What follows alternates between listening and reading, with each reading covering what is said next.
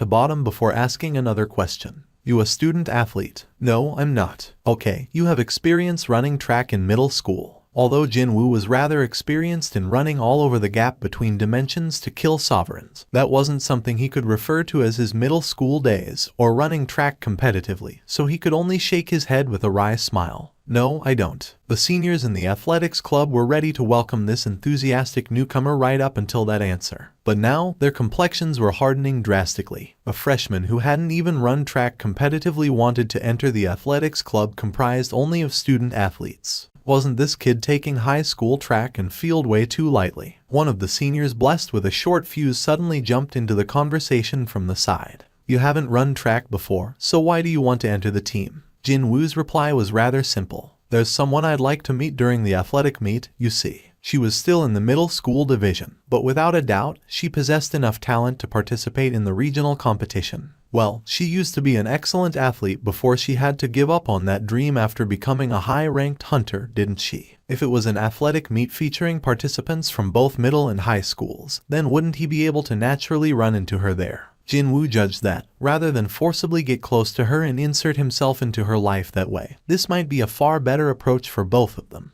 However, judging from the expressions of the seniors, it seemed that they didn't share his thought process. Athletic meet. The expression of the senior with the short fuse, Jeonggu Shik, hardened like stone. Even if one was to look down on running track, there was a line one shouldn't cross. Jeonggu Shik's anger shot up to the top of his head and he was about to roar out some choice words to chase away the freshman. But then, Captain Choi Tae-woong formed a grin and gave his permission. Fine. Jeonggu Shik looked back at his captain with an expression of a man failing to comprehend the situation. What? However, there is a condition. Choi Tae-woong used an expression that said be quiet to defeat Jeonggu Shik, and pointed at a glasses-wearing student busy stretching his muscles over yonder. You see that friend over there? Jinwoo followed after the pointing finger and nodded his head. Yes, that friend is the worst runner in our team, a reserve from the second year. Meaning, you gotta at least beat that friend to earn the right to enter our team. That was a bold-faced lie. Even before he heard the explanation, Jinwoo had already analyzed that particular second-year student's abilities, and as a result, he began chuckling inwardly. At first glance, that student's thighs and calves look lean and thin, but they are actually hard and well-trained. And confidence simply oozes from the rest of his body. Spying from the student's steady, relaxed breathing or his upright posture, Jinwoo knew immediately that he was looking at no ordinary athlete here. Meaning, the third-year seniors were trying to make fun of him. How could Jinwoo not laugh when their intentions were so easy to read like this? This beast-starred, he fell for it. Not just Jeonggu Shik, but everyone in the athletics club shouted out hooray. In their heads, a guy who can't even recognize the third-place finisher from the regionals last year wants to join the track and field team.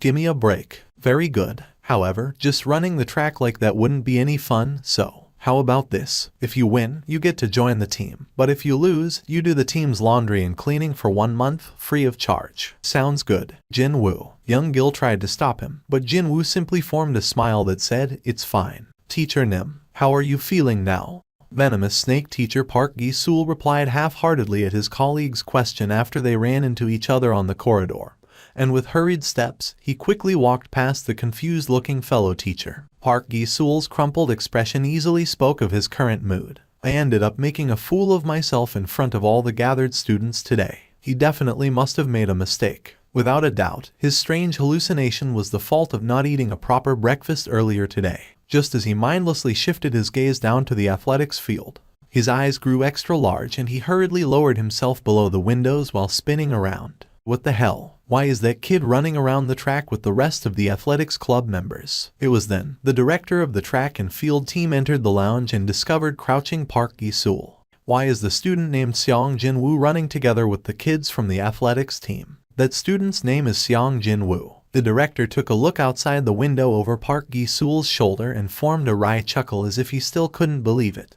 It seems that a freshman just showed up and said that he wanted to join the team. Kids tested him out, and as it turned out, he has a talent, so they just couldn't chase him away. Apparently, what they are doing now is to test his stamina. His stamina, you say? Yes, that's his 20th lap already. Just watching him going around is exhausting, so I quit first and came up here. Sports and sports clubs. There was no better alternative to get rid of one's overflowing hot-bloodedness of youth than sports. Several thoughts crisscrossed within teacher Park Gi-sul's mind. Then, Student Jinwoo, the one he prejudged to be a troublemaker, seemed to be trying his best to discipline himself by joining a sports club. It's possible that I have been holding the wrong idea about him. Now that he thought about it closely, there was simply no way that a boy walking around with monsters would exist in reality. Student Jinwoo was just another exceedingly normal learner still searching for a place to call home within the fields of academia and sports after a lengthy spell of aimlessly wandering around in his life. But here was a teacher busy going on about seeing monsters and phantoms and whatnot from a regular student like that. The reputation of the venomous snake had been thoroughly stained with this matter indeed. Park Gi-sul chuckled meekly, stopped hiding, and stood back up.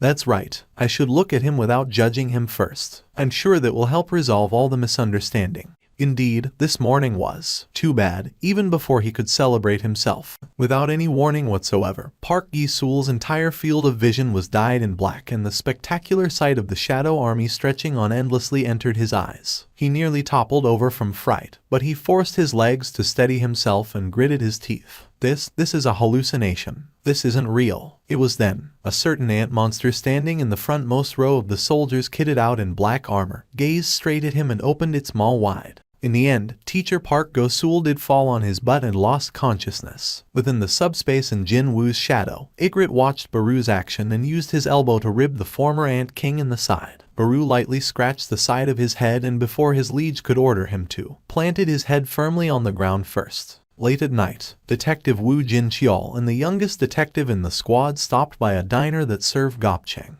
Once enough alcohol entered their bloodstreams, stories they found hard to talk about during the day came out, mostly from the youngest's mouth, actually. Excuse me, Senior Woo. You've been investigating that missing prisoner case until now, yes. That day, you really did see something, didn't you? What day? Woo Jin-cheol played dumb deliberately, but the youngest simply grinned and replied, I'm talking about that day when the suspect went missing. Didn't you really see something that day? This kid, he had this habit of catching people off guard when they least expected it. Well, that's a good talent to have as a detective. Woo Jin-cheol recalled his own newbie days and formed a slight chuckle as he replied, What if I did? Really? The youngest looked to be adequately drunk until then, but his eyes suddenly began sparkling and his ears even physically perked up.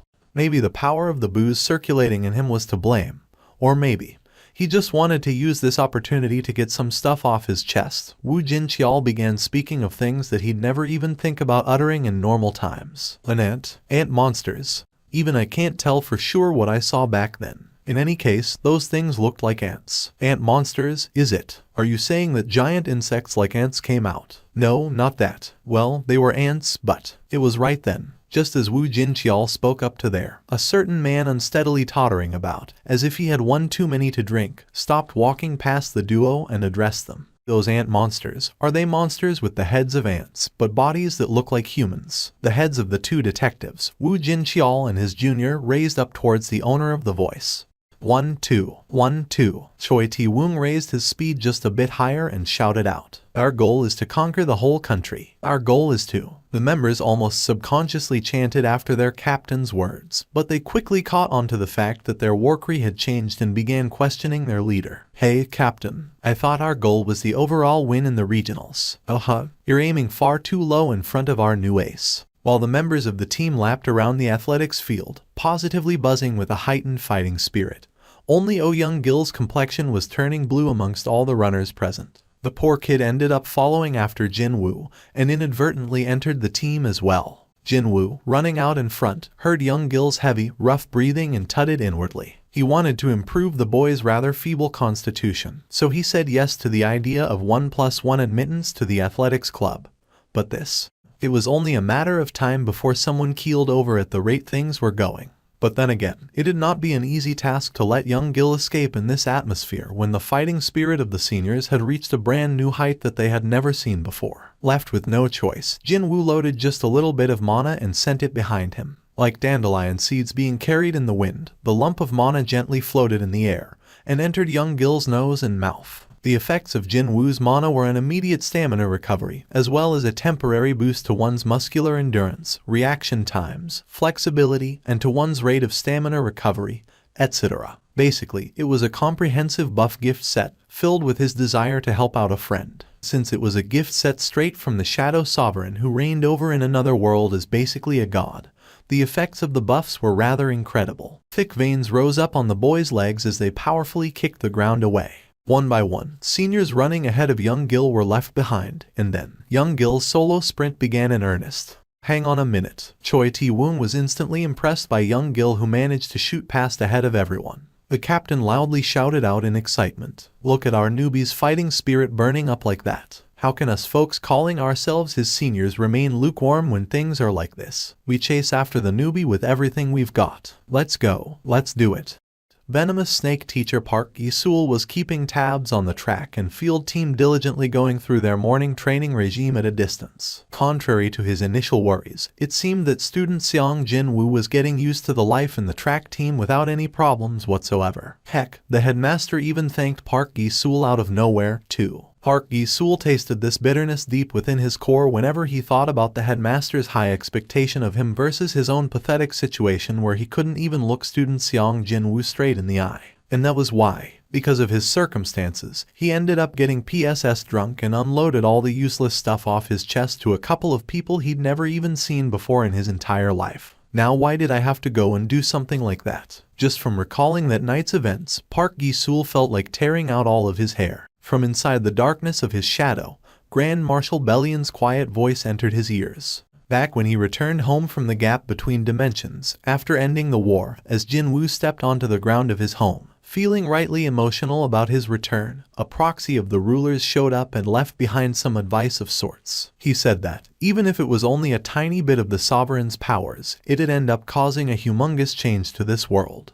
And that was why Jinwoo had been avoiding interfering directly unless it was something utterly necessary. For now, let's just observe him for a little while longer. Woo Jincheol found himself hesitating several times in front of the school gate. It had been a week already since he was gifted an unthinkable piece of a lead in a Gopchang diner. Starting from then, right up until now, all sorts of thoughts crisscrossed in his head. He could have treated that testimony as a crazed teacher rambling on about some incoherent nonsense. However, every now and then, a link would suddenly be established between two seemingly unrelated cases, and that would lead to an untangling of a dark web that seemed impossible to unravel initially. The suspects that encountered monsters, and the monsters of a student that only one teacher can see. Woo Jincheol found a vague link between these two disparate incidents. This was from the instincts of a detective, something that couldn't be explained by logic. However, there was a problem. There was a massive hurdle to overcome here. If there was indeed a link, then what should he say exactly to the student in question? He couldn't just bet everything on that drunken teacher's words and start questioning this student named Seong Jinwoo about monsters and stuff, now could he? As for asking a question in a roundabout way, the nature of the question itself was too broad for that, too.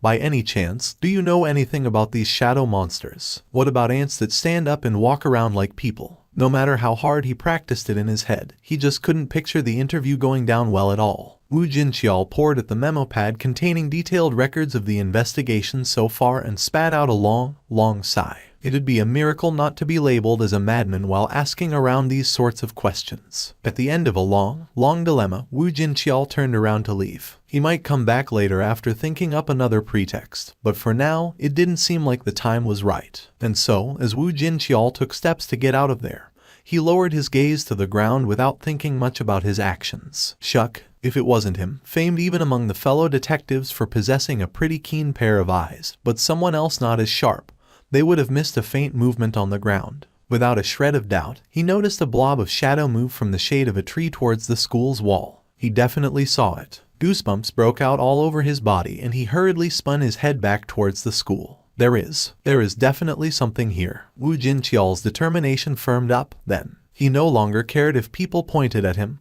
calling him insane, as long as he could find out the reason for this sense of loss that continued to plague him every now and then. As long as he could find out the exact cause why he felt his mind relax for a little while after encountering those ant monsters, then he'd not hesitate to pay any price. With a hardened expression, Woo Jincheol began walking towards the grounds of this high school. At the same time, Jinwoo was spinning a pen with his fingers as he listened to the droning sounds of the geography lesson while the heads of many kids were dozing off all around him. Did he see the sentry I posted there? As expected of Woo Jincheol, the former president of the Hunters Association. He should no longer have any memory of his previous life, yet his sharp eyes must have remained intact. Soon enough, the knocking on the classroom's door resounded out, followed by the surprised voice of the geography teacher. Detective, it's not a big issue, actually. It's just that I have some questions to ask a student named Jinwoo. Oh, at the announcement that a detective had shown up, kids let out gasps of amazement and shifted their gazes to Jinwoo. The thing that was coming had come. Jinwoo's eyes remained closed throughout, but then, with that grin getting deeper, they opened calmly again. At that moment, Woo Jincheol was entering the classroom's door and his gaze met with a certain student's. Even though the geography teacher didn't specifically point the boy out, the seasoned detective knew that student was Jinwoo with just one look. Woo Jincheol's heart began pounding away, as if it wanted to explode. Woo Jincheol led Jinwoo to the end of the school corridor. He only stopped walking once they got to a distance far away from the classroom where their conversation wouldn't be overheard by someone else. Jinwoo, quietly following behind the detective, also came to a stop as a result. Sorry about dragging you out in the middle of class like this. No, it's fine. Jinwoo held back the words of I wanted to escape from there anyway because it was so boring, in consideration of the teacher doing his best to teach the classroom full of kids. Rather than say anything, Jinwoo looked up at Woo Jincheol instead. The detective was young. Since Jinwoo had changed his physique to match that of a high school freshman, Woo Jincheol was now actually a good head taller than he was, with much broader shoulders, as well. A guy who looked like he'd give a gangster a run for his money was actually working as a detective. A smile abruptly bloomed on his face after seeing a friend's face in what felt like eons. It had been years, no, decades actually, if he added the time spent wandering around the gap between dimensions, since he last saw the association president Woo Jincheol. Even though Jinwoo didn't want to show anything outwardly, there was not much he could do about his expression betraying him with a hint of happiness. However, Woo Jincheol was immediately beset with confusion after discovering the smile on the student's face. There would be only a handful of people alive who'd remain unflustered after suddenly being visited by a cop. And not only that, a detective with such a threatening face like his. More than that, was there a reason to say anything else when the person in question was just a high school student? However, this kid in front of his eyes was actually smiling. This boy, something's different about him. Woo Jincheol felt it the moment he stepped into that classroom. This kid was different. Thanks to his job being what it was, he had run into his fair share of murderers who killed many people, or gangsters that lorded over the backstreets with iron fists. However, not even once had he met anyone with a pair of eyes as calm as this boy. How can a student possess eyes like that? By any chance, Shadow? No, wait. Vance. Woo Jincheol was looking at the contents of his memo pad, but no matter what he did, he just couldn't form any coherent sentences. So, he pulled out a pen from his inner pocket instead. While Jinwoo watched on with an interested gaze, Woo Jincheol quickly drew something on the page of the pad and presented the resulting artwork. Jinwoo inwardly praised the detective's effort. This dude, he's actually a lot more talented in art than I thought. What Woo Jincheol sketched just now was the general appearance of Baru. Although it couldn't be called exact description, still, he got right the head of an ant. Human-like hands and feet, the sharp claws, as well as the ant's wings on the back, etc., etc. Anyone who knew what Baru looked like, they would recognize him from this drawing in an instant. Woo Jincheol asked his question then. By any chance, can you think of something when you look at this image? Jinwoo looked at the drawing for a bit before raising his head and spotted Woo Jincheol and his slightly blushing face. Even he should be aware of how ridiculous this whole thing must have looked. But regardless of all that, he seemed to be desperate to recover the memories of things that happened to him, but were later taken away, even if that meant he'd have to resort to doing something like this, containing all of his desperation. Do you know what this is? Woo Jincheol asked one more time. Before the hints of embarrassment, as evident in the detective's voice, could grow larger, Jinwoo quickly answered him. Yes, Ba-dumph. Woo Jincheol's heart powerfully rocked and pounded on his chest. What is this ant monster? And what is your real identity? Jinwoo took a step back in order to avoid the agitated Woo Jincheol. The latter realized that he made a mistake and quickly calmed himself down. Oh, I got too carried away there for a second. I've been chasing after this case for a while, you see. So, you know something about the creature in this image? Yes, Jinwoo replied briefly with a nod of his head, before an innocent expression formed on his face. Isn't that a monster that pops out from one of those special effects dramas that kids like to watch? Like Kamen Rider. Woo Jincheol was immediately overcome with this sense of despondency, akin to watching a sand castle he built all day long get washed away by a single incoming wave. A small but heartbroken sigh leaked out of his mouth. Since his expectation had been great, the ensuing disappointment was just as great, too. His hand holding the memo pad naturally dropped lower. He looked so fatigued right now, so tired that he couldn't even hold that little pad up anymore. For a brief moment there, he grew angry at this boy for needlessly stringing him along with his vague answers. But, well, what crime did this student commit exactly when he spoke only of the things he knew about? Woo Jincheol forced a smile on his face. Thank you for your cooperation. Is that all? Yes, I spoke to your teacher, so there shouldn't be any issues when you go back. Woo Jincheol spoke up to hear and was about to pocket the memo pad, but then Jinwoo quickly addressed him. That image of a monster, can I have it as a souvenir? The detective looked at the student's bright expression, and a genuine smile floated up on his face. He opened his memo pad and stared at the sketch for a little while, before tearing the page out cleanly and handing it over to Jinwoo. Here, thank you. As if he didn't want to get arrested by any lingering emotions, Woo Jincheol spun on his heels and jogged down the steps as soon as the student bade him goodbye.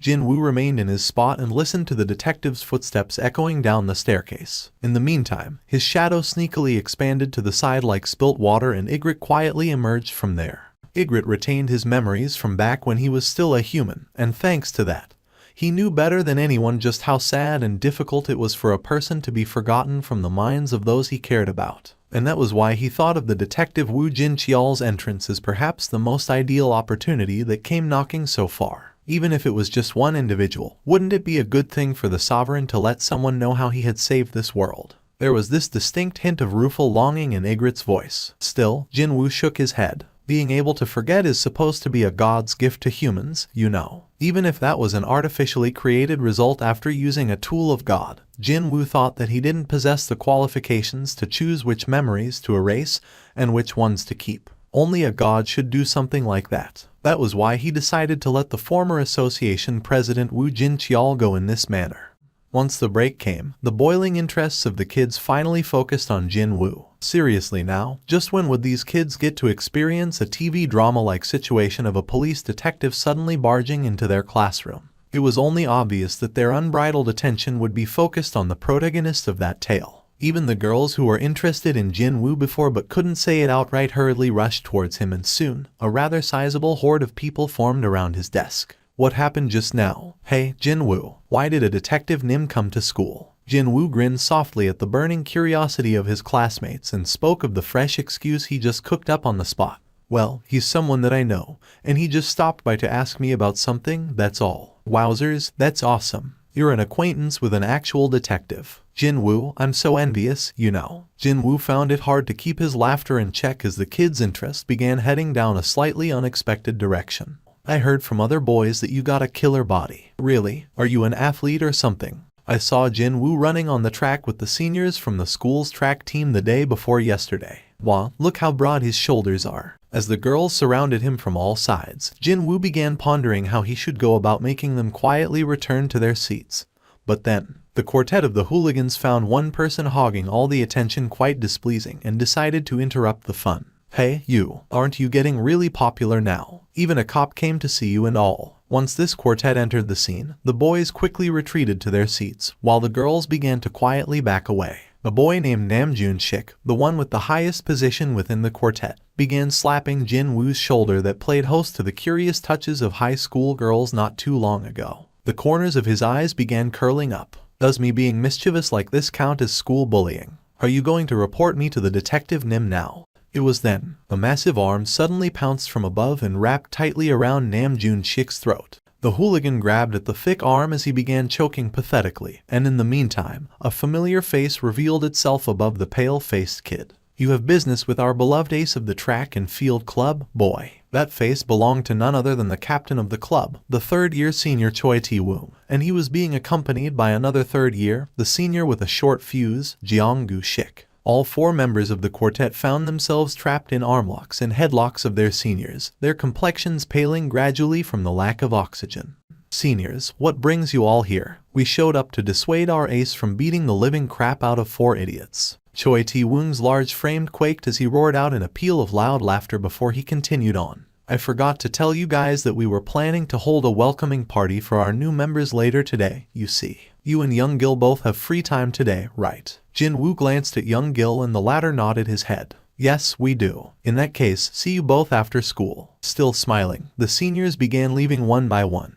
But then, Jinwoo called out to them to stop their march out of the classroom. Seniors, where are you taking those 4 still stuck under your arms? These idiots. Choi Tae-woong exchanged some knowing glances with Jeong Do-shik. Well, what should we do with them? How about we do an easy lap around the track, Captain? Soon afterwards, the loud shouts of "Conquer the whole country" slowly got further away from the classroom's interior. Several end-of-school bells rang around, and then, quite a few more bells later, Jinwoo stepped out of the school's gate along with the rest of the track and field club members. Young Gil had now grown to appreciate the joys of sweating after getting used to the training regime of the club, although he did receive a few timely boosts from Jinwoo every now and then. While young Gil was listening to the advice of the seniors as he walked among them, Jinwoo remained a step behind and eavesdropped on the unfolding conversations. It was, without a doubt, a peaceful sight of a normal day. Hey, Jinwoo, what was up with those idiots earlier in the day? Should we the seniors speak to them nicely so they won't start anything stupid later on? Jinwoo replied with an unconcerned expression. Nah, it's fine. I'm not doing this because I'm worried about you. No, I just don't want to see problems suddenly crop up and prevent you from participating in the regional meet because of those idiots. Jinwoo grinned refreshingly. Don't worry, I won't let that happen. It was then, someone suddenly popped out from behind the shadow of the gate's wall and called out to Jinwoo. Seong Jinwoo Hunter Nim. It was as if time itself had come to a standstill just then.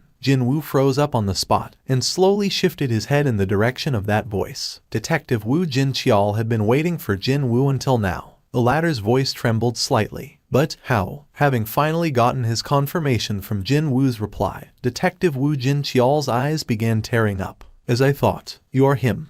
A few hours ago, as a souvenir for his reunion with Woo Jin-cheol, Jinwoo wanted the sketch of Baru the detective had drawn up on the spot. Well, it does kind of resemble Baru, so I want it because of that. Of course, a certain someone hiding in his shadow didn't think the same as his liege, though. In the meantime, Woo Jin-cheol stared at his own drawing for a bit as if to let go of all his lingering attachments. Soon, though, he cleanly tore the page off the memo pad. Woo Jin-cheol extended his hand holding the drawing to Jinwoo. Here, thank you. Jinwoo gladly accepted the sketch, and during that process, the detective's hand briefly touched the tip of Jinwoo's finger. It was surely nothing important in the grand scheme of things. However, massive events that left their mark in history books sometimes began with seemingly insignificant little things. The sense of embarrassment and regret rushed in like the incoming tides, now that this was all he had to show for his efforts. Stairs always feel so damn long only on days like today, don't they? Detective Woo Jin-cheol bitterly muttered to himself as he climbed down the staircase. But then, his steps had to come to an abrupt halt. He suddenly heard a voice from somewhere. That was why. Association President. Do you trust me? Woo Jin-cheol froze up when a chill-inducing feeling crept up on his spine and he quickly scanned up and down where he was. He saw not one person coming down from the stairs or climbing up from below. Classes were still ongoing, so the steps of the school were quite literally quiet and still. Woo Jin-cheol tilted his head this way and that before he tried to climb down the remaining few steps to the ground floor only to hear another voice again. Yes, of course, I trust you. This time, it was his own voice. What the heck is this? A person with an easily scared personality would squat down or start screaming from fear by now. However, Woo Jin-cheol wasn't one. He simply remained calm while he scanned his surroundings once more, before pulling out a memo pad and a pen as a somber expression formed on his face. I'm suddenly hearing auditory hallucinations. Could it be that the sense of loss I feel or the ant monster I witnessed were evidence of something wrong with my brain? In that case, I hope you will believe everything I'm about to show you. Woo Jin-cheol gritted his teeth and covered both of his ears. The voice he had never heard before and his own words that he never uttered before as well began making a mess out of his mind. An intense bout of confusion crashed into him like an unstoppable tide. And then, out of all those voices swirling in his head, there was this one phrase that kept ringing so clearly in his head. Seong Jinwoo Hunter Nim. Hunter Nim. In that case, what should I do to help you, Hunter Nim? Hunter Nim. Seong Jinwoo Hunter Nim. Isn't that the name of the student I just met? He heard that patients suffering from mental disorders often came up with crazy stories that featured people from their lives. Could such a thing be happening inside his head now? Woo Jin-cheol walked forward as his body swayed unsteadily. He kept frowning in pain as a migraine viciously pounded away at his temples. Even then, even if the inside of his head had become so complicated and messy to the point that he didn't know how to unravel all the tangled thoughts in there, every time he recalled the name Jinwoo Hunter Nim, it felt like the big hole in his heart was slowly filling back up for some weird reason. A countless number of images flashed past his eyes. Those were the memories that connected the past, the present, and the future. And they contained the stories of gates, monsters, hunters, rulers, and sovereigns. This can't be. Just how can such a thing be?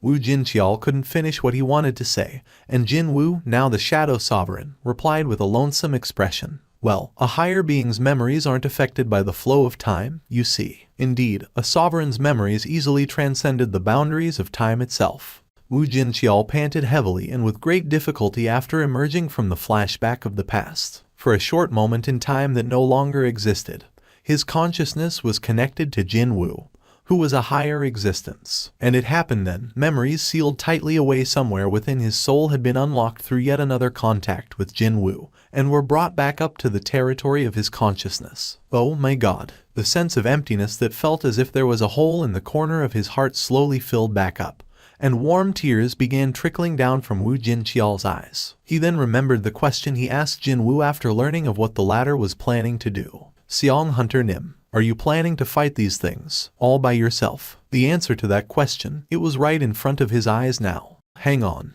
I shouldn't be doing this. The veteran detective's rough, calloused hands busily moved about to wipe away the tears. Even if the entire world had forgotten about the truth, Wu Jinqiao had to go and tell Xiong Jinwoo that at least there was one person who knew the latter had battled for the sake of the world itself. Such a sense of duty began welling up in his heart, but at the same time, a sense of uncertainty also entered him, wondering if what he was about to do was for the sake of that man. He's spending his time as a regular student now, having willfully forgotten about his past as a hunter. If he wanted to remind Wu Jinqiao of the past, then there were ample chances to do so. Jinwoo could have answered his questions, or just like before, transmit a whole section of memories through nothing but a fingertip. However, the youth didn't show any reactions when a detective showed up in this place through a series of coincidences, before quietly letting him be on his way. Could it be that he didn't want his peaceful everyday life to be interrupted? If that was the case, then wouldn't them going back to their regular lives, while pretending to be none the wiser, be for the better for Hunter Xiong Jinwoo in the end?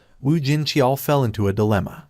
Rather than me deciding this, let's leave it to Hunter Xiong Jinwoo. I'll call out to him, and if he pretends to not understand me, then I shall respect his choice. However, even if there is a small reaction, then Wu Jinqiao hurriedly returned to Jinwoo's high school. And then, he didn't leave the side of the school gate even when no more students walked past him. He was currently acting on this groundless assumption that Hunter Xiong Jinwoo hadn't left the school yet. And so, as he stood there for several dozen more minutes, while anxiously sucking on one poor cigarette after another, I just don't want to see problems suddenly crop up and prevent you from participating in the regional meet because of those idiots. Don't worry, I won't let that happen. He finally got to discover Jinwoo walking out of the school gates. Feeling genuinely happy now, he took a large stride forward and called out the youth's name, Xiong Jinwoo Hunter Nim. Just how much courage did he require to mutter out those simple words? Wu Jinqiao felt his heart madly pound away and waited for Jinwoo's reaction. Sure enough, the youth turned around to look, his entire body now completely frozen stiff. There was an expression of genuine surprise etched on his face. But how? The light in Jinwoo's eyes told everything there was to know. Having finally gotten his confirmation from Jinwoo's eyes, Detective Wu Jinqiao began tearing up once more. As I thought, you are him. The two of them moved to the park in the vicinity of the school, the very location where Wu Jinqiao recovered his memories. Wu Jinqiao asked Jinwoo if they could speak for a while, and the latter had to ask his seniors for their understanding on this one. Since there was a prior engagement, the older kids could have easily gotten unhappy at this situation. But don't be too late. Until you show up to the welcoming party, we're holding young Gil as our hostage, okay? The seniors from the track and field team didn't sweat it and left for the party venue ahead. Jinwoo recalled young Gil's tearful face as he got dragged away by the seniors and smirked softly to himself. Still, the life of my friend is hanging in the balance here, so I can't stay for too long. Wu Jinqiao broke into a gentle chuckle after seeing the youth's expression that showed how much he was enjoying his current life. In that case, I understand. Let me get to the main topic, then. The smile was gone in an instant from the detective's face after he finished those words. How How long have you been fighting against those creatures in the gap between dimensions? According to the records, Jinwoo was missing for around 2 years. However, Wu Jinqiao had seen the overall combat force of the sovereigns through the memories of the Shadow Sovereign, and he knew that the 2 years were simply not enough to defeat them all. Jinwoo cautiously replied, 27 years. The moment he heard that reply, Wu Jinqiao sucked in his breath. To think, he had to fight against over 10 million enemies for nearly 30 years in the gap between the walls of different dimensions, where not a single thing could exist. Wu Jinqiao couldn't even begin to imagine how difficult and arduous the battles must have been. For a long while there, he failed to come up with something to say, but eventually forced his lips to part just a little. You don't regret anything? Jinwoo's reply this time was instantaneous. No, I don't. He could say this with absolute confidence. If I were to be given the same opportunity over and over again, I will make the same decision every single time. He took a quick look at his wristwatch while thinking about the life of the hostage and raised his head. It looks like you're living a wonderful life now. Jinwoo smirked softly. It is satisfactory, yes. Well, other than my body not aging anymore, so I need to constantly modify my body shape. That is, eternal youth and immortality. Hunter Seong Jinwoo had now possessed godlike powers after becoming the Shadow Sovereign. However, even though he possessed such powers, he chose to live the life of a simple, normal person. If that was his decision, then, may I ask whether you thought about what you'd like to do in the future? I haven't thought that far ahead yet, unfortunately. In that case, how about, joining this side? Wu Jinqiao displayed the police identification card inside his wallet. You mean, the National Police? Recently, many hardened criminals visiting our offices are all whining about the exact same thing.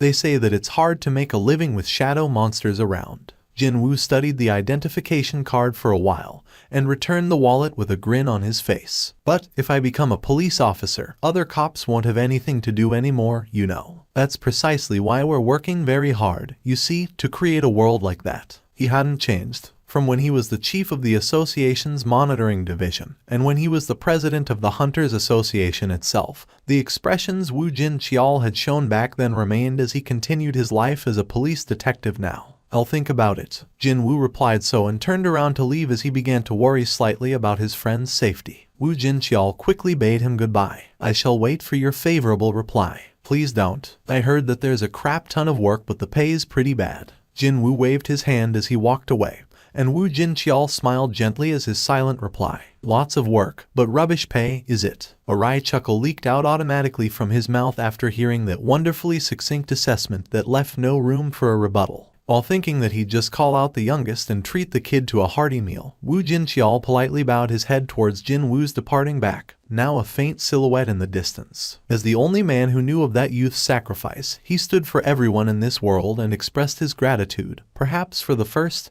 and the last time.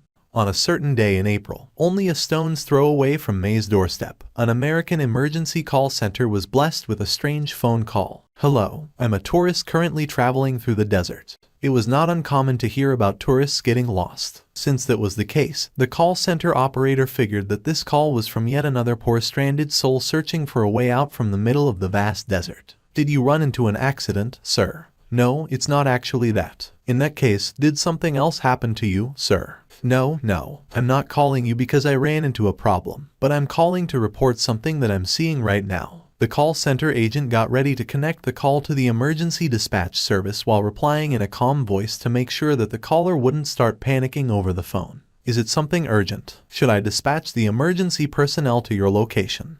Urgent, is it? Honestly, I also don't know how to explain the current situation to you. The caller's voice indicated that he was feeling really hesitant over something here, so just in case, the agent decided to confirm the caller's identity first. As it turned out, the caller was actually a college professor, and judging from his family circumstances, or the past records of lodging emergency calls, he didn't seem to be the sort to make prank calls for fun. Sir, you need to describe the situation so we can dispatch the right kind of response personnel to the scene. Can you explain to me in detail what you see? It was at that point that the agent heard the caller take deep breaths over the phone's speaker. Something is about to shatter. There are lots of cracks. There was a building in a desert about to topple over. The agent tilted his head this way and that before asking again. Where are these cracks exactly, sir? Well, that's the darndest thing. The voice of the caller hesitated for a long time again as if he still couldn't believe what he saw. But eventually it did come out of the phone. The sky is breaking up. April. This was the time when pretty much all students would find themselves with barely any free time. But for Jinwoo, facing midterm exams and the track competition literally around the corner, it proved to be a great deal more hectic than usual. As he was studying deep into the night, his little sister, Jinwoo, entered his room while carrying a tray of sliced Korean melon. "Appa, Mom says you should eat these while studying." Crunch. He began chewing on the sliced melon piece and focused his concentration back on the questionnaire on the desk. When he did, though, Ygritte began to offer his counsel once more, as he was still worried about his liege's academic success. It was rather commendable that he was so concerned about his master, but this... oh, well, at least, I'm not bored during studying, so there's that. Crunch. As the number of questions remaining on the questionnaire decreased, so did the number of sliced melon pieces on the plate. Abruptly, Jinwoo sensed this chill and raised his head. What was that? Where? He shot up from his chair and shifted his head in the direction of where he detected that strange phenomenon. He closed his eyes and focused his perception. He definitely hadn't made a mistake just then. Right away, he imagined the worst possible scenario and his expression hardened as a result. Where is that business card? He quickly dug through the pockets of his school uniform and pulled out a certain business card. It was none other than the one left behind by the envoy of the rulers. "It has been a while, Shadow Sovereign Nim." The envoy tried to greet him with a warm, welcoming voice, but Jinwoo simply spoke up certain coordinates without any hints of emotion. And then, he added one more thing at the end. "Is this your people's doing?" The envoy was stunned by his serious attitude and replied quickly. This is definitely not us. I'm sure you already know, but this method of crossing dimensions is different from ours." As expected, it wasn't the absolute worst possibility, much to his relief. Still, it didn't mean that the situation itself had become any better, though. To Earth, someone or something is coming. Whether they held good or bad intentions, there was no way to tell for the time being. So, he should start preparing for either case right away. The things trying to get here, do you have any clues on who they are? They are the outsiders that tried to step into my world not too long ago. They were beaten back by the army of the heavens, and it seems that they have now set their sights on this world instead. Why are they trying to come here? They are a race of giants that consumes the rocks found on a planet that can support life forms. They are referred to as a race of titans and are known for their evil nature even back in their own world.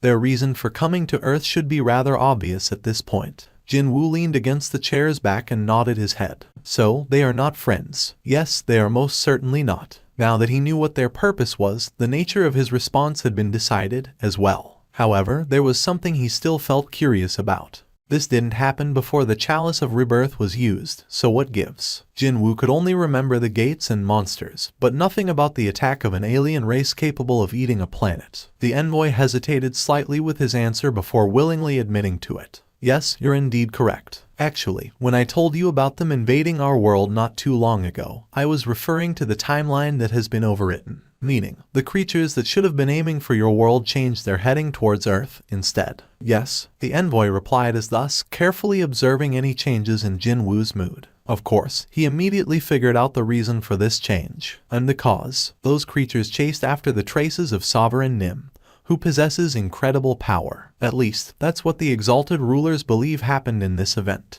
Just like how one would rely on the light from the lighthouse illuminating the lone pathway to navigate the treacherous nighttime waters when you couldn't see an inch in front of your nose. The race of titans had been led towards this small planet by the enormous power being emitted by the Shadow Sovereign.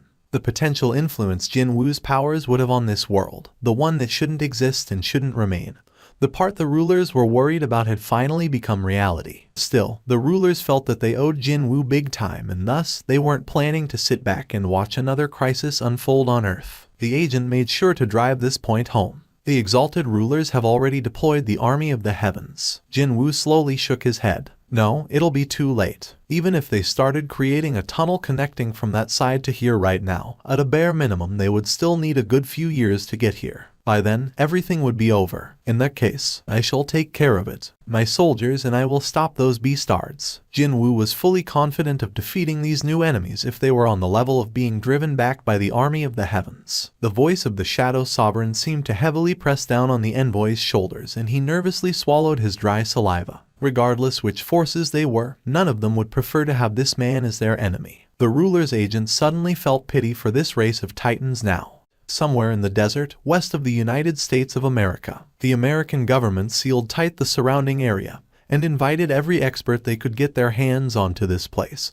But in the end, every single one of them failed to come up with a meaningful hypothesis. I wonder, well, this could be. I've researched many strange weather phenomena across the globe for over 30 years, but this is my first time seeing something like that. From the get-go, how could any expert, regardless of the numbers gathered, be able to explain the phenomenon of cracks developing in the atmosphere? Even as they dithered about, the empty sky was slowly but surely breaking apart bit by bit. Understandably, the American defense forces surrounding this area just in case something bad happened were very tense right now. If one were to exaggerate the scale a bit, more than enough combat forces had been gathered here to literally blow away a foreign nation. The commander confidently spoke to the President of the USA. Even if something pops out of there, Mr. President, we shall take care of them. While chatting on the comm device, the commander shifted his gaze over to the ranks of the soldiers without thinking too much and discovered a certain man walking closer to his position. A man whose face was obscured by the pulled-up hoodie was walking straight towards the commander's location. Who the hell is that guy? How the FCK did he even enter here? Jinwoo knew that convincing these people with words would be impossible, so he released just a tiny bit of his power. When he did, the commander, his adjutants, as well as all the soldiers watching Jinwoo floated up in the air at once. The commander became flustered and he quickly took a look around him. There was only one person with both of his feet firmly planted on the ground. Not only that, the vehicles, various machinery and equipment, and even heavy tanks were floating over a meter in the air. Having witnessed something that couldn't scientifically happen, the eyes of the commander began trembling hard. Your weapons will not work against the incoming enemies. Withdraw your troops from here as far as possible. I shall be the only one to remain here. Jinwoo observed their withdrawal process before shifting his gaze over to the large fissure rapidly developing in the sky. He could sense it now. He could sense the intense greed of the enemies wanting to devour this land. He could even sense their heavy breathing as if they were close by. For the first time in a while, his black heart began pounding hard again to notify him of the entrance of new enemies. A grin formed on Jinwoo's face as he summoned his short swords from subspace. Soon, they would. The atmosphere rocked from an intense impact force and the dimension finally split open. With that, giants seemingly made out of rock stepped onto this land. They belatedly discovered a small life form below their feet while emitting a thick amount of hostility towards them and began snorting in derision. This feeling, Jinwoo closed his eyes to enjoy this stillness before the battle and slowly opened them back again. His heart was beating loudly. He finally unleashed all of his powers and spoke up. Does it look like I'm alone to you? With that, his shadow extended in the blink of an eye to encompass the vast land behind him, and the shadow army of 10 million rose up at once. The United States of America, inside the official residence of the nation's president, the White House. Several big shots gathered in this iconic white building created for the president of the U.S. to live and work. Every single one of these important government officials occupying a spot inside the briefing room all carried tense expressions. Among them, one person carried the gloomiest expression. The American president continued to rub his face, wondering over and over again if he had made the right call. Rifts formed on an empty sky, and unidentified objects began appearing from there. It was an unprecedented historical event. But was it the right thing to handle this incredible event without saying a word to the public at large? No, before that, did they even possess the capability to deal with the objects that came out from there? All he could do was anxiously wait for the arrival of the commander in charge of the operation. And, when the entrance to the conference room opened up and General Chester Harrison entered, the president quickly got up from his seat to welcome the military man. Harrison, just what the hell happened back there? The final report sent in from the location of the event was, the situation has been normalized. That report, sadly enough, lacked the most important how of that normalization process. That was why so many big shots, including the POTUS himself, were nervously waiting for the arrival of the military man inside this conference room. Chester mouthed a brief greeting to his boss and scanned the room for a short while, and stood in front of the room. Rather than me trying to describe the situation to you, it'll be far quicker to play the video contained in here. In front of terrifying giants, one so scary that you'd forget to even breathe while looking at them, stood the lone figure of a person. Judging from his body size, a boy, an East Asian, maybe. The Secretary of Defense couldn't hold it back anymore and pointed at the screen while asking his questions. That man. Who is that man? Where were our troops, Harrison? And why was there a civilian standing in the middle of those creatures? It was as he said. This footage wasn't a record that everyone in this room was expecting to see, in which the mightiest army on Earth, the American military, smashed apart and drove back the creatures of another world. No, this video was all about a lone, nameless man whose face they couldn't even see. With excellent timing, the screen now showed pitch-black soldiers suddenly rising up from the ground behind that lone man. General Chester Harrison, his gaze fixed to the screen until then, spoke as if he was letting out a pained moan. "I'd like to know that myself as well. Does it look like I'm alone to you?" When those words came to an end, nearly 10 million shadow soldiers simultaneously lined up right behind Jinwoo. The number of titans that emerged from the rift in the sky was around several hundred. So, it was 10 million versus a few hundred. In any other normal circumstances, the 10 million should have easily overwhelmed the opposition with this number. The problem today, however, was the fact that each titan possessed powers equal to that of higher existences. Ba-thump, ba-thump. Facing a battle for the first time in a long while, Jinwoo's heart began pounding away quite loudly. One of the titans that met Jinwoo's glare flinched its shoulders. The enemy that lost itself to fear would be the first one to be devoured. He pounced in that direction while swinging his short sword, packed full of black aura. This blade might not have been the Kamish's wrath, but Jinwoo had been roaming the battlefield for 27 years already, and the control he could exert on the black aura was no longer dependent on the weapons he wielded. The black aura spreading out from the end of the short sword stretched out towards his front and completely sliced up the face of the frozen titan. The giant that got terrified by the overwhelming power of this small lifeform lost its life so easily like that. However, as it turned out, not all titans were cowards like this guy.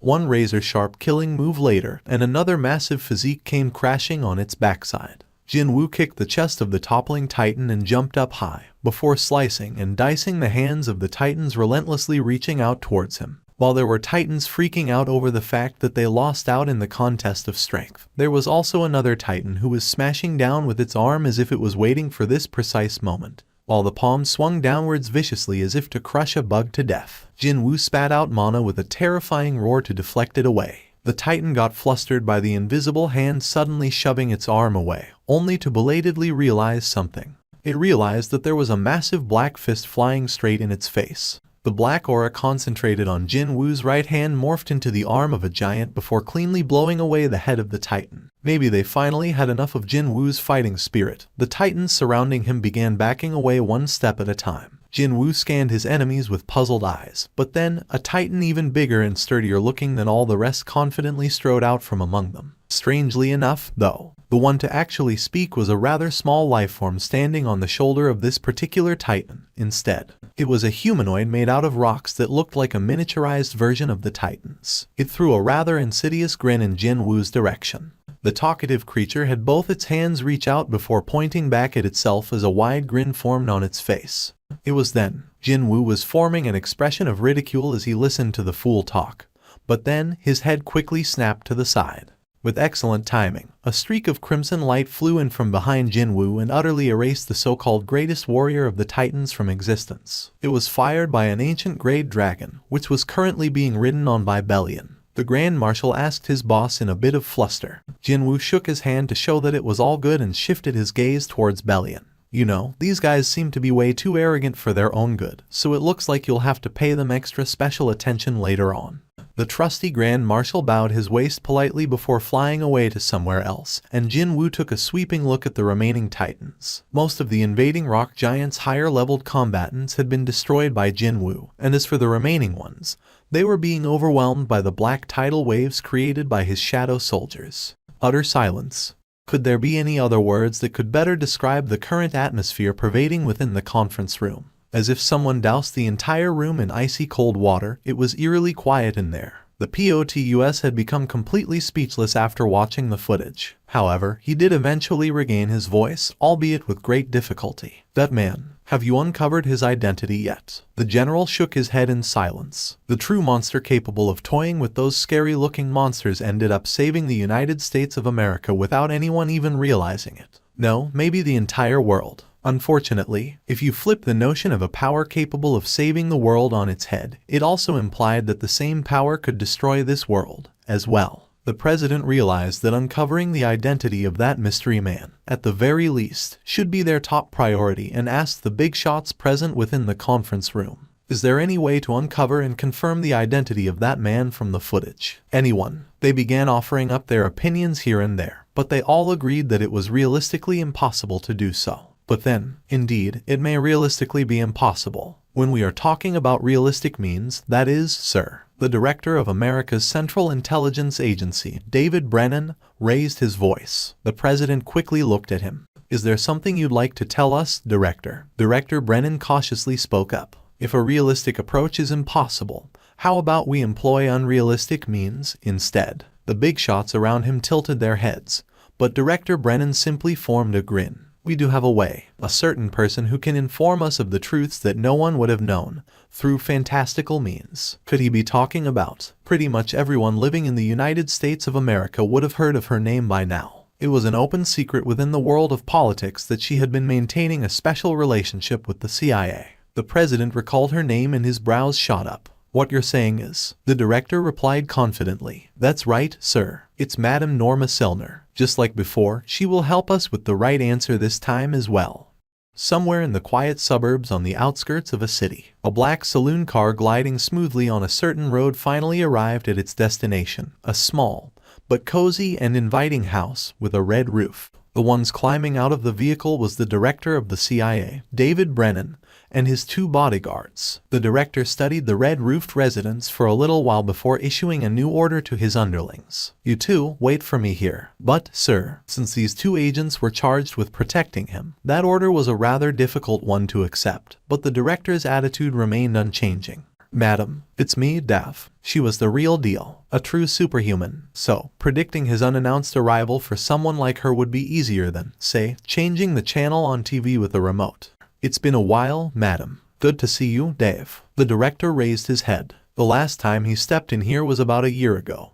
He took a look around at the interior decoration of the sitting room that hadn't changed since his last visit before carefully parking his butt on one of the couches. Dave, I've already told you this, haven't I? I can no longer see the future after that person arrived. Was she talking about that story of the god of death again? The director could only smack his lips wryly at the exact same answer she gave every time he asked her. It was the story about how her powers became useless after an existence powerful enough to twist destiny as he saw fit had descended to this world. The director forgot what he wanted to say next after remembering her reason for retiring, one that defied one's attempt to understand through logic. And so, silence weighed down between these two people. David Brennan wondered how he should go about breaking this awkward atmosphere before his nose picked up on the enticing aroma of food. Madam, were you in the middle of a meal? She slowly shook her head. Actually, I have been entertaining another guest. I see. She didn't enjoy meeting with people, yet she was with another visitor. The director tilted his head slightly,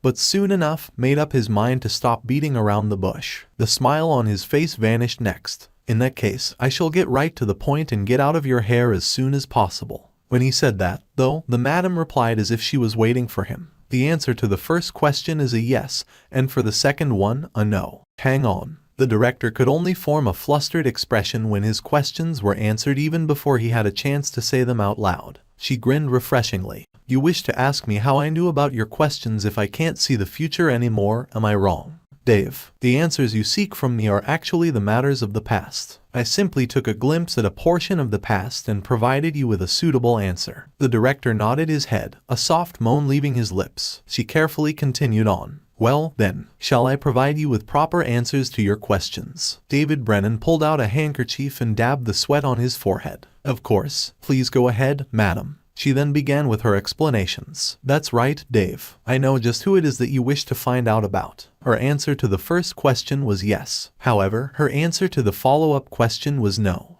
Unfortunately, I will not divulge any information on that person to anyone. But, madam, the director's voice suddenly grew louder. He wasn't trying to threaten her or anything like that. It was just that his agitation got the better of him and he ended up shouting out. If it's you, madam, then you should already know what he has done. We can't just let someone like that run around without a respo. It was at that moment that the madam herself shouted out as if she couldn't hold it in anymore. I'm choosing not to say anything precisely because I know. This must have been the very first time seeing her like this. The director didn't know what kind of expression he should form now after being confronted by the madam's angry expression for the first time ever. Too bad for him, though, her angry voice didn't stop there. Director, are your eyes just for decorations? Madam, didn't you see the footage contained in that USB drive, then? Indeed, he did see it. He saw the sight of a single human being not even taking a step back while standing up to those frightening giant monsters. The power that man possessed was scary and incredible, but it did rescue humanity back then.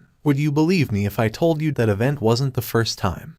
The madam formed a serious, nay, a grave expression, and the director's own expression froze up instantly. There was another incident like that in the past. The moment the director thought of humanity facing extinction-level threats multiple times in the past without him knowing about them, his entire body began shuddering uncontrollably. But when he pondered it some more, he realized that such a case wasn't so surprising anymore. Even this event had been classified as a top secret by the US government, and besides an extremely small number of people related to the matter, no one else knew just what happened or who did what on that particular day. If that was the case, could he really come out and say with full confidence that no similar things happened in other countries as well? Perhaps, just like what Madam has said, that man really. The director rested his chin on his hand and began pondering something else before raising his head. No, I trust you, Madam. He only knew her for around 3 years, but for some reason, he'd sometimes get this feeling that he'd known her for a far longer time than that. That was perhaps the reason why he felt this sense of trust in her. One based on absolutely nothing but his gut feeling. Really. The madam nodded her head in reply. The director cautiously asked her another question. That man from the footage, can you assure me that he's not a dangerous individual? She answered him without a moment of hesitation. Yes, I can. He nodded his head again, alone this time, and as if he finally came to a conclusion, raised his head. In that case, I understand. I shall pretend that I never heard you talking about that man. The director rose up from his spot while forming a rueful but relieved face. Well, then, he bade her a short goodbye and turned around to leave, but her warm voice stopped his feet from taking another step. Dave, I've baked some cookies. Would you like some? He spotted a bag of cookies in her hand, but could only decline the offer with a smile of his own. No, I'm fine. Thank you for your offer. Now that his official visit was over, his expression reverted to that of a regular, normal uncle. The madam bade him goodbye with a gentle smile and called for her grandson to guide him to the car. The child really liked this bearded uncle for some reason, so he quickly rushed to the bearded David Brennan and hung on to the older man's hand. I shall come again sometime later, madam. Be careful on your way, Dave. The director, his hand still being held tightly by her grandchild, finally left the residence, prompting the other guest hiding on the other side of the sitting room to emerge into the open. I don't like that old man. Hey, Grandma, should I go teach him a lesson for you? He was a giant of a man with slicked back blonde hair. He took a handful of cookies out from the bag in Madam's hand and shoved them inside his mouth. Thomas, I thought your competition license will be revoked if you caused another incident outside the ring. Thomas grinned sheepishly and chewed on the cookies that filled up his mouth. Crunch, crunch. This man was none other than Thomas Andre. Not many people knew that the current heavyweight champion of the UFC was one of her very few friends that she chose to keep. If the reporters learned of this fact, they would jump up and down in sheer madness while clicking the shutters of their cameras non-stop. He emptied out the bag of cookies in the blink, but that didn't seem to fill him up at all, so he took the bag itself and tossed the cookie crumbs down his gullet next. When he was finally done, he opened his mouth to speak. Hey, Grandma, can I ask you a question? She grinned refreshingly and nodded her head. Thomas rolled the empty bag into a ball as he spoke. I'm sure lots of people die through accidents, not just someone like me, especially with car crashes, where innumerable people would die almost every single day. However, almost none of them would receive a phone call from the madam before that happened. On that much-awaited off day, Thomas was climbing inside his treasured sports car so he could go for a crazy fast drive through the back roads. And then, he became one of the very lucky few that did get that fateful phone call. After answering her call, he hurriedly checked out the tires of his beloved ride only to find a small nail stuck in one. Thankfully, he avoided getting into an accident, but if he started the car and drove away, then he'd have lost his life, just as how Madam had warned him, which meant that Madam Norma Sellner was the savior of his life. Afterwards, Thomas grew close enough to her to share meals like this, yet what happened on that day still remained a mystery to him. Why did you save me on that day? Well, she couldn't possibly have been a fan of the UFC, and that prompted her to quickly pick up the phone. So, Thomas Andre always felt curious about why she went out of her way to help him. Madame Sellner looked at him without saying anything after hearing his rather sudden question, before providing a belated answer to her friend, one of the top sports stars in the country. Because you did many good things in your past life. I did. Thomas Andre, known as the bad boy of the UFC, no, devil of the octagon, did what now? He briefly wondered if this grandma ate something she shouldn't have, but then, he decided not to say what popped up in his head after remembering that he owed her big time. Ho ho, Madam chuckled softly and shifted her gaze outside the sitting room window to stare at the black saloon driving away with the C's director inside. Her grandson was waving his hand at the bearded uncle until the car couldn't be seen anymore. Just what did the man in the video do that an uncle like him came to see you? Madam replied in a tone of voice belonging to someone busy putting up still wet clothes on the washing line. He saved the world.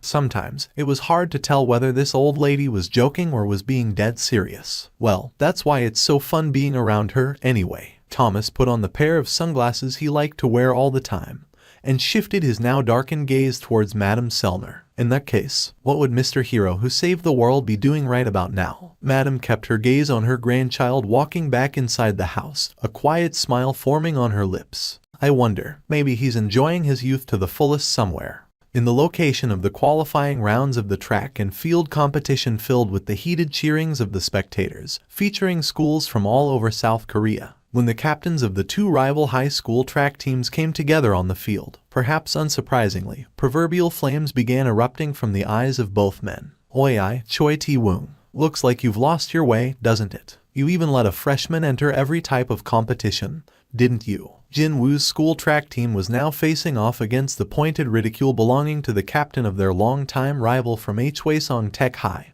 Jo Gi-seok. I heard that your former ace, Woo Song-in, got injured and took a break for a few months. Did that result in your prowess falling so much that you don't have a choice but to make a freshman your new ace? Jo Gi-seok continued on with his provocation, but Choi Tae-woong simply smirked brightly and grasped Jinwoo's shoulder. Soon enough, you lot won't be able to close your mouths at the talents of this first year. Rather than you guys breaking more records, you got better at cracking jokes instead. Figurative sparks flew in all directions after these two's war of nerves grew to an intense level. Meanwhile, Jinwoo was scratching the side of his head with his index finger. With things like this, it's going to be difficult to stick to my plan of holding back so that I won't get noticed. Here's the thing, though. What a funny coincidence this is, you know. Jo Gi-seok turned around and gestured towards his team members. When he did, a big dude standing behind them strode forward with an expression filled pure, unbridled confidence. You see, we also got ourselves a freaky freshman, too. It was at that point that Jinwoo ended up blurting out a surprised cry after seeing the face of this so-called freaky freshman. Looks like your own freshman can sense it already, no. Jo Gi-seok increased the volume of his voice while placing his hand on the shoulder of the newbie team member who possessed a physique that far surpassed the level of a regular high schooler. This kid here, he's Hwasong Tech High's secret weapon, Kim Cheol from the first year. The impulse, an overwhelming impulse, that's what Kim Cheol felt, this powerful impulse, strong enough to nearly blow his reasoning away, almost completely swallowed him up. But how come why did he want to kneel down in front of a kid that he'd never seen before, a student from the same year, but from another school? In that brief moment, if he didn't force his ankles and calves to be still with all his might, then he would have shown a pretty disgraceful sight to everyone. Way too close for comfort, indeed. Kim Cheol couldn't describe this situation in any other way. Still, he managed to overcome it somehow and wiped the cold sweat pooling on his forehead with the back of his hand. It was at that moment that a really plausible theory popped up in his head. Could it be that I'm scared by a dude from the same year as me? If it was not that, then how else could he explain away this current situation where his breathing quickened up suddenly and he wanted to avert his gaze while all strength drained out of his legs as soon he met his opponent's eyes? Too bad, Kim Cheol simply couldn't accept reality as it was. Don't make me laugh. By relying on his superior physique surpassing that of high schoolers, as well as physical strength that matched his size, Kim Cheol enjoyed incredible prominence during his middle school days. Yet here he was, getting scared by another kid in the same age bracket. Such a thing was not possible. No, more than that, such a thing could not be allowed to happen. Although possessing a pretty well-trained physique, the first-year high school kid standing there was like a stalk of straw compared to himself. Finally regaining some sort of leeway now, a grin floated up on Kim Cheol's lips. I knew it. Getting scared by a kid that might get knocked out in one punch from him. What an absurd thing that was. Kim Cheol straightened his slightly hunched figure as the unbridled confidence from earlier on returned to his face. Hey, you. He lowered his voice and pointed to the rear of the athletic field with his chin. I've got something to say to you, so follow me to over there for a sec. While the members of the Hwasong Tech High's track team whistled in excitement at their junior's spirited display, Jinwoo's seniors were hurriedly blocking him from disinterestedly following after Kim Cheol. Jinwoo, listen to me, you mustn't commit murder. You ain't thinking of spilling someone's blood on the day of the competition, right? You gotta hold it in. That's right, let's just think of it as saving a poor soul today and let that kid be. Jinwoo chuckled and gently shook off the hands of his seniors. Don't worry, seniors. I'm sure nothing will happen over there. The seniors tried to confirm the safety of his opponent once more. Really? There really won't be anything bad happening to that kid, right? We're choosing to believe you. That friend over there, he's definitely walking back here on his own 2 feet, right? Jinwoo smiled brightly in order to put the worries of his seniors to rest and quickly walked over in the direction Kim Cheol had disappeared to. While walking after Kim Cheol, Jinwoo's anticipation grew just a tiny bit. Could it be that this kid also regained the memories of the past, too? If that was the case, how would human Kim Cheol, and not the shadow soldier Iron, react to the memories of those days? Unfortunately, it didn't look like Kim Cheol had called him over here to discuss their past, judging from the light in the kid's eyes as he turned around. Hey, you. The high school kid's murderous eyes were now looking down on Jinwoo. Just because I'm wearing a school uniform while standing on the same field as you think I'm a pushover. You son of a BTCH. Kim Cheol's rough hands reached out and grabbed Jinwoo's collars in an instant. Jinwoo inwardly tutted and stared deeply into Kim Cheol's eyes. Without a doubt, someone was challenging him right now, but maybe because the fond memories of the days when this kid was a loyal shadow soldier, Jinwoo just couldn't bring himself to despise him. The burly high school kid sensed something strange from Jinwoo's eyes and inadvertently swallowed dry saliva. What's going on? If this was in the past, he'd not give a damn about being disqualified from the track competition and have thrown a punch by now, since the other guy was seemingly making fun of him. But, rather than emotions of anger or even the desire to settle the score, a different kind of feeling, thicker and purer than anything else, began to wiggle violently from the deepest part of his chest. And as Kim Cheol stood there conflicted on what to do next, Jinwoo slowly and cautiously grasped the boy's wrist right then. The ends of his fingers touched Kim Cheol's skin. When that happened, tears began flooding out from the boy's eyes. He didn't know why he was crying all of a sudden, yet the tears didn't want to stop falling down. Soon, all strength abandoned his legs and he plopped down to the ground. Kim Cheol looked up at Jinwoo. He was searching for an answer, but all he got in return was a rueful smile from the mysterious boy. Instead, if the sovereign's memories weren't shared in the past, then the memories won't come back even if we make physical contact. Unless he restored the memories forcibly, that was. He turned around to leave. He no longer had any business with Iron, no Kim Cheol, because the kid was living as a human and not as a shadow soldier now. But then, the boy on his knees called out to Jinwoo and stopped him in his tracks. Wait, Kim Cheol wiped his eyes with his hands and hurriedly stood back up. His tears might have stopped, but his nose was still beet red.